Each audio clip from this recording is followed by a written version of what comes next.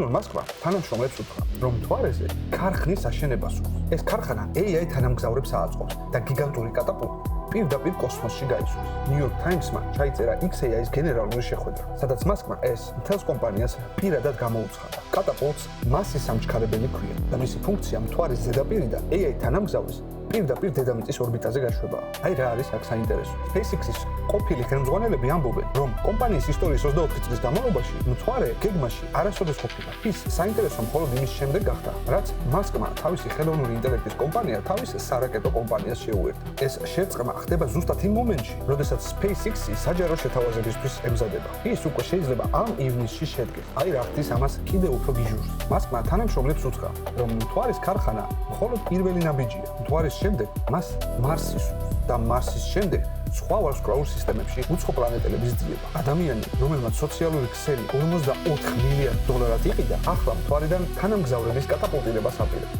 იმისათვის, რომ არა მიწიერი სიცოცხლე იპოვოს კოსმოსში.